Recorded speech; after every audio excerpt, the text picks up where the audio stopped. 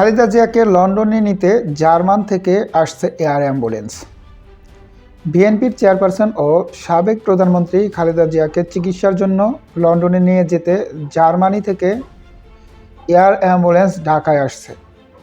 আগামীকাল শনিবার ৬ ডিসেম্বর বিকেলে ৫টায় হজরত শাহজালাল আন্তর্জাতিক বিমানবন্দরে অবতরণ করবে এয়ার অ্যাম্বুলেন্সটি। শুক্রবার ৫ ডিসেম্বর সন্ধ্যায় ঢাকায় কাতার দূতাবাসের জনসংযোগ কর্মকর্তা আসাদুর রহমান আসাদ এ তথ্য নিশ্চিত করেছেন। তিনি বলেন, কাতার সরকার একটি এয়ার অ্যাম্বুলেন্স ভাড়া করে দিচ্ছে, সেটা জার্মান থেকে ঢাকায় আসবে।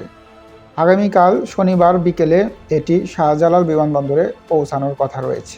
বিএনপির মিডিয়া সেলের সদস্য সাইরুল কবির খান বলেন, কাতার রাজপরিবারের এয়ার অ্যাম্বুলেন্সটি কারিগরি ত্রুটি থাকায় কাতারের আমির তার প্রতিশ্রুতি অনুযায়ী অন্য একটি এয়ার অ্যাম্বুলেন্স পাঠাচ্ছেন, যা শনিবার বিকেল ৫টায় ঢাকায় অবতরণ করবে। তিনি আরও বলেন, এখন যে এয়ার অ্যাম্বুলেন্সটি আসছে সেটিও কাতারের এয়ার অ্যাম্বুলেন্স, কিন্তু জার্মান কোম্পানির তৈরি। কাতার জার্মান থেকে কোনো এয়ার অ্যাম্বুলেন্স বাংলাদেশে পাঠাচ্ছে না।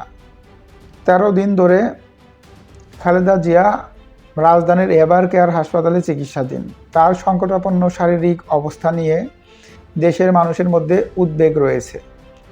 খালেদা জিয়ার ফুসফুস সংক্রমণের কারণে সে জটিলতা তৈরি হয়েছে, সেটি কিছুটা উন্নতির দিকে।